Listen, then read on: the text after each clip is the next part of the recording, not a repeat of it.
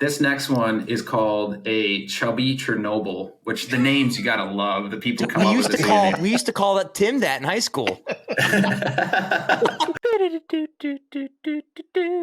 Fish more gooder with Tim and Dave. Ow. All right. Hey, Tim, real quick. What do you... Ooh. That was a good open. All right, let's start it off with a cheers. Cheers, boys. Start it off with a cheers, yeah. I was going to change my shirt. Awesome. So in the last video, we ran through Ryan's top 5 lures, and then the one lure that he hates that he loves, and definitely doesn't love that he hates. So, and now what we're going to do, you're welcome, Dave, faster cutoff than you cut off me in Ryan's first video. So, did you guys hear something? It was Tim talking. Anyway.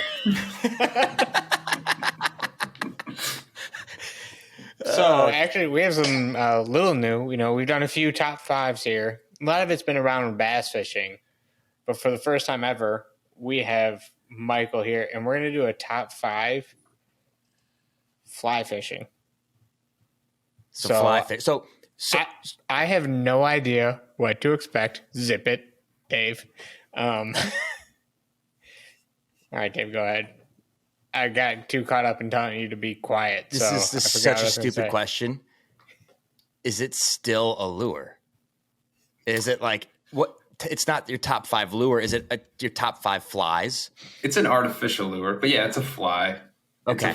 They call it a fly, but it's still artificial lure. You're not using live bait. Okay. All right. I didn't know if there's a different term for it or whatnot. You know, we got to respect. Oh yeah, you'll find in fly fishing. Yeah, there's a lot of different terms, but it's all the same stuff at the end of the day. You're wetting the line and you're getting something down in a strike zone, and it's just the mechanics are a little different. Right. And before we get into your top 5, we were all chatting yesterday, and if anyone, you probably go scour through it right now and find it. You had a hog of a bass. That was a fly. Yeah. That was a fly rod, fly fishing caught largemouth, right? That tiny little thing. Are you kidding me? Dude, I'm not. It's not in my top 5, so I feel like I can show it. But that little balanced leech caught that hog. Did you weigh it? I didn't weigh it. I did get a measurement. It was 18.5 inches. I don't know. It's probably 3.5 pushing 4, but it wasn't a 500. But it was just it was a nice, big, beautiful healthy, looking. Yeah. And that's. I mean, they're just coming off being down in the cold water and not being active. They're not actively hunting for fun. You know, they're not getting ready to spawn just yet. So for a 4 pound at that point, that's.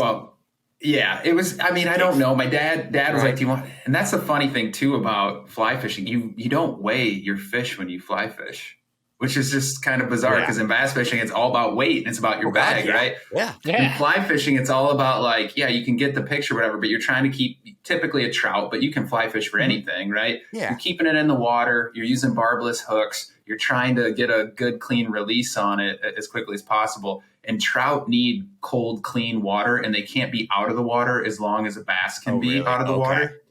And so I'm just used to always keeping my fish submerged in water as much as I can and only doing what I have to. And if it was truly like, a 20+ inch fish, I would have been like, Dad, get a weight on it. But I knew it was probably close to 4-ish, which is solid, right? I was stoked, man. But I wasn't like, this is my PB or anything. We don't have to weigh it. And you don't realize how big a 4 pound largemouth is until you're holding a 4 pound largemouth. Like it's a big fish. And all right, final question. Were you fishing for bass or were you fishing and that's what you caught? All right. So I'll give you a little bit of the backstory because that's a beautiful question, Dave. So I had like about an hour and a half, 2 hours with my dad. We launched our boat in our lake that's just like a couple minutes from my house. And, between work and the little one and the wife, you get that golden opportunity and it's right by sunset. You're like, I got to make the most of this. So he already had his own bass gear and he was going to primarily just conventional bass fish, spinning rods and bait casters. I had to make a quick decision. What do I take? And I'm trying to challenge myself right now to really get more into the fly fishing, even for bass.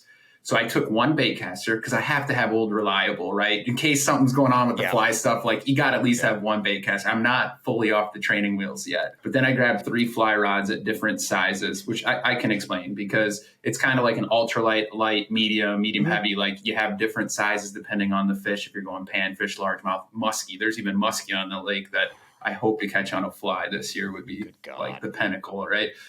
But anyway, we get going and I'm like, let's check out our normal spots. I'm flipping the jig in there, right? I catch one on the jig, and it's probably a 15, 16-inch bass. I take a picture of it. I didn't send it to Tucker, but I want to be like, hey, first jig fish of the year, bass. I was excited, right? Out there with my dad.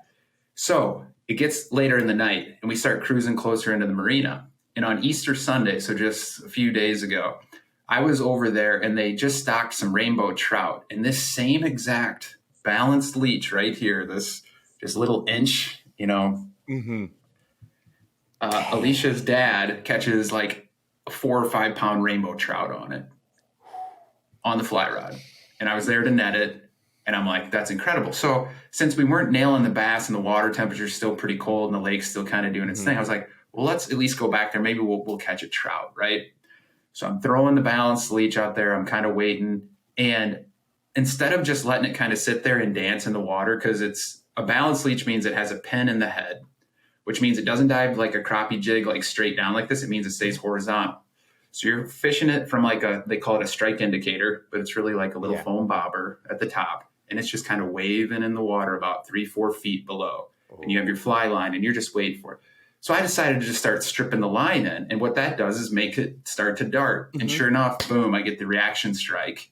And all of a sudden, I feel it's a big fish. And I'm like, ooh, Dad, I got a big one on. And I'm thinking rainbow trout, right? It's got to be the same fish or something like my father-in-law just caught. And all of a sudden, it does the classic bass thing. And it comes out of the water and starts shaking its head. And I go, oh, it's a big bass, Dad. Grab the net, grab the net.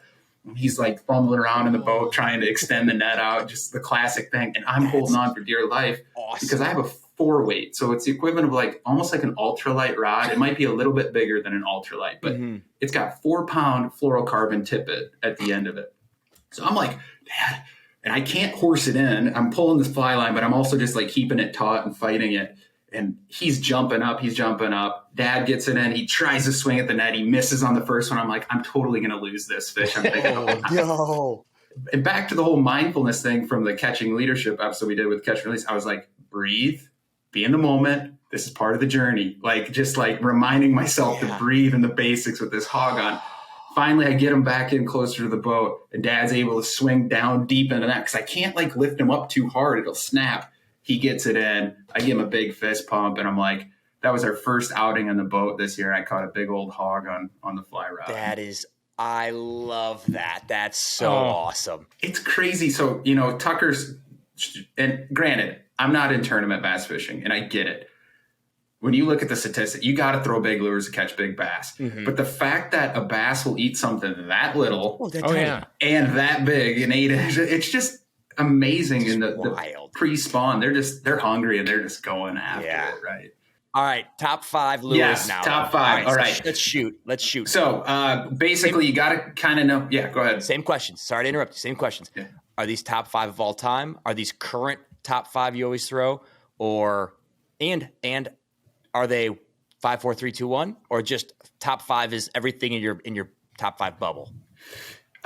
Just everything top 5 bubble, not rank order. Okay. And it's going to be specific to the bugs in this driftless area, which is in the Midwest. The glaciers missed this little pocket of land in Illinois, Wisconsin, Iowa, and Minnesota. And that produced these limestone spring-fed creeks. Very beautiful area. It's the second most biodiverse area other than the Ozarks, where Tucker can get down to. Okay. So if you don't know what the driftless area is, look it up. A lot of people have no idea. Great fishing. So I just picked some bugs that would work in this area. So if you're into fly fishing or you live in this area, this will be good information for you. Cool. All right, let's roll. All right, first one. This isn't going to blow you away with how flashy it is, but this is a great winter bait, and it's called a midge, a zebra midge. So it is a little black. Oh my goodness. And it looks just like a hook, but it's a little larvae. So if you think of like a gnat, what a gnat would look like before it hatches and gets wings, when it's on the bottom of the, where the stones are, on the stream bed. That's what we are looking at. You're looking at these kind of things, and they'll start to pop up over time and get their wings, and they'll slowly get to the surface. They'll finally hatch on the surface, and then they'll get their wings and they'll fly up. So this is the infant stage, if you will. Of is that literally all you use? No, nothing else on that? That's it. It's like a little wire, a little bead head, and you throw it on like little 4 or 2 pound line. Like, right. Okay. I should go through the mechanics. I won't right now because we're doing the top 5 of how you actually into it. We'll get back into it. We'll do a fly fishing mechanics after this because I need to know because that's get this though crazy.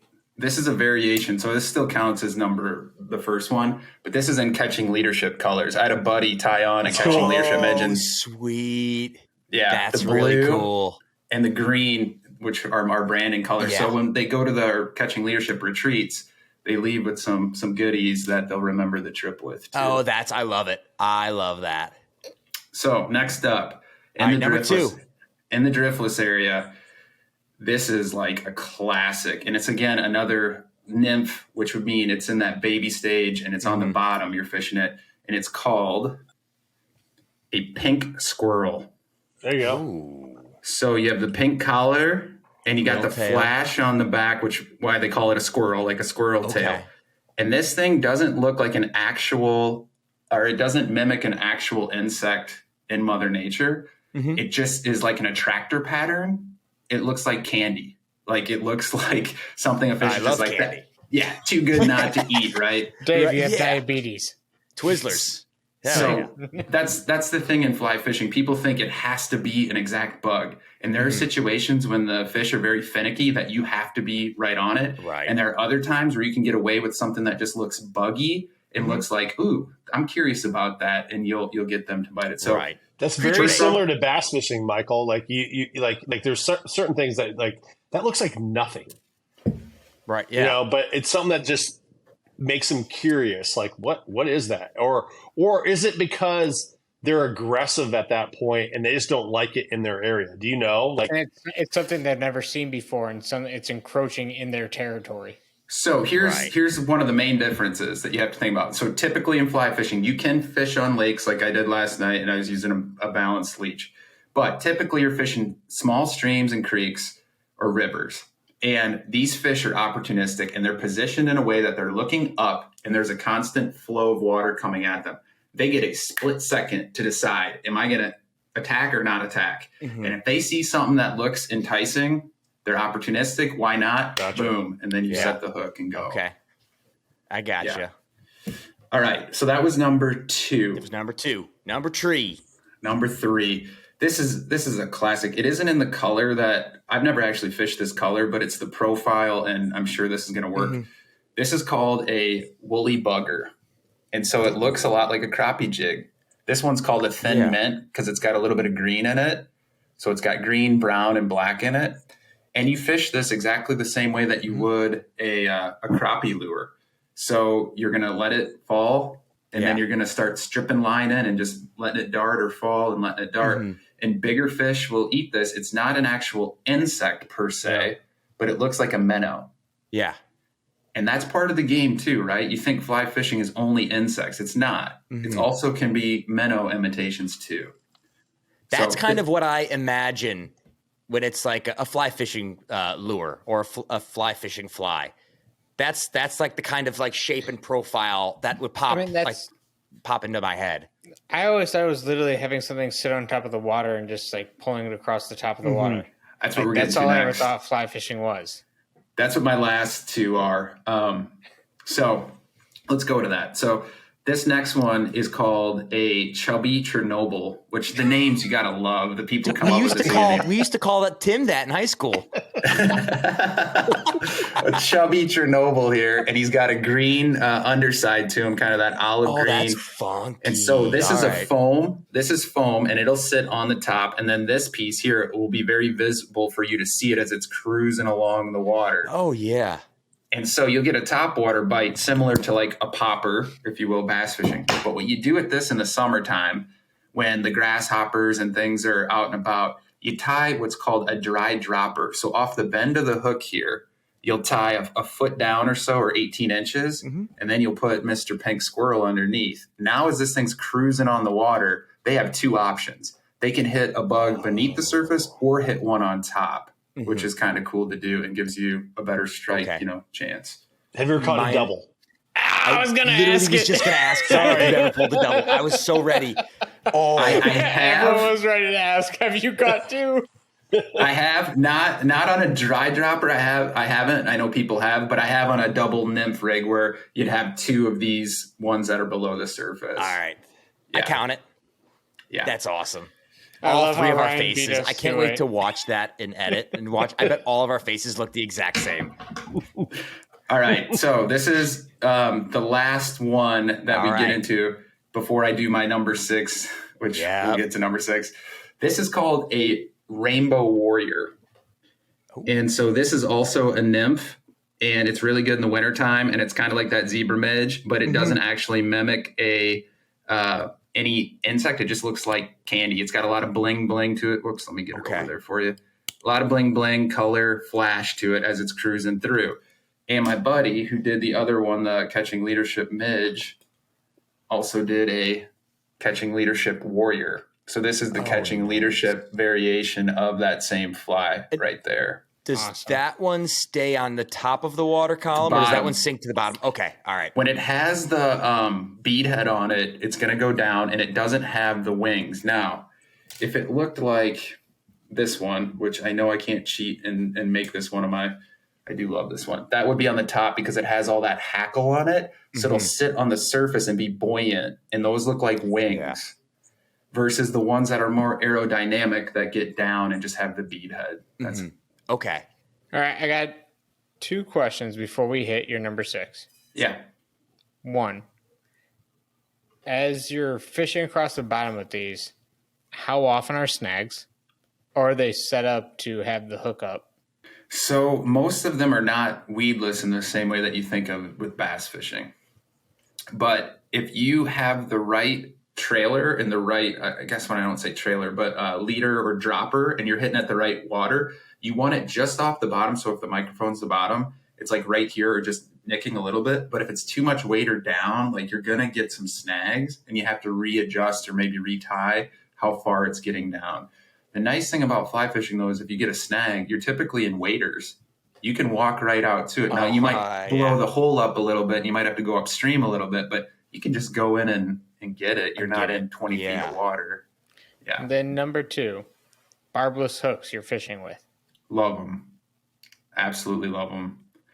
It blows your mind at first because you think, I'm going to lose so many fish. I don't have the barb. I mean, that's the question I have. So when it comes to losing fish, do you feel like the way you pull real fish in, do you have to change what you're doing as far as letting them out, pulling them back in? No. So a couple things, and I had the same thought, Tim, when I first started. I was very apprehensive about barbless hooks. The barbless hooks, like on this little nymph here, you can't, right where, I guess that's not a good example. Anyway. There might not be a good way to see it. There's too little. Yeah, it's too little. Yeah. But anyway, they're really tacky and they're really well done. Like they'll stick on anything. But the barb, it's not necessarily about the barb per se. In bass fishing, there's a lot of moving and shaking and stuff going on. I get it. But it's more about the penetration of getting that hook point through the mouth than it is necessarily the barb hanging on the back end. And if you can get the hook penetration through, there's actually less metal. So it's easier to hook them. Now you just got to keep your finger taut on the line and keep them taut. Yeah. But why I love them are two reasons. It's way better for catch and release because these hooks pop out really quick. There's even if you kind of get one deep down in there, they pop out easy. So you're not messing around with pliers and doing whatever. And the second thing is when you're casting these things back and forth and fly fishing like that, if you do hook one in your face, in your hand, you don't have to do the yank out method. You can just push that thing through or pull it out. So it's a safety precaution too. You learn to love it. So imagine if you think about a big musky fly. Oh no, you don't have to tell me to think about it. I've seen it. Yeah. Imagine having a barb on there and you're like, I need the barb to catch the muskie. You probably don't.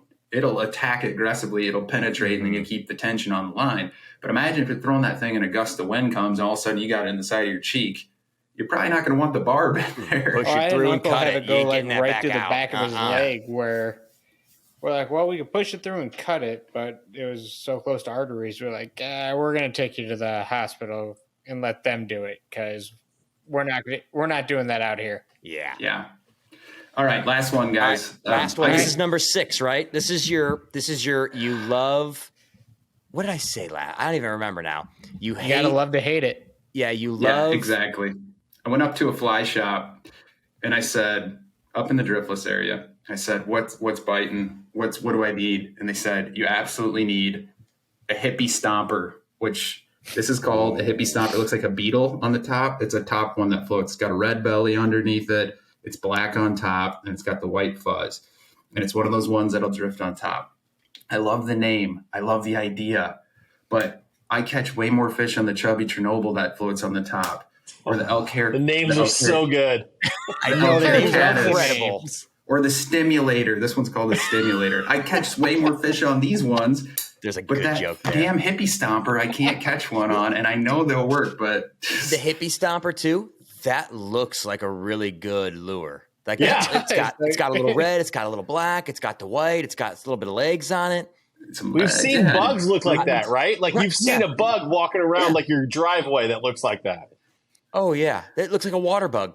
See running across the top of the water. It's got to be user error, man. I totally don't think it's the fly. I think this year I'm gonna catch a bunch on it and be like, yeah, it was just me. I was the problem. And we'll meet. We'll check back in with you a few months from now, and you're like, oh, you know what?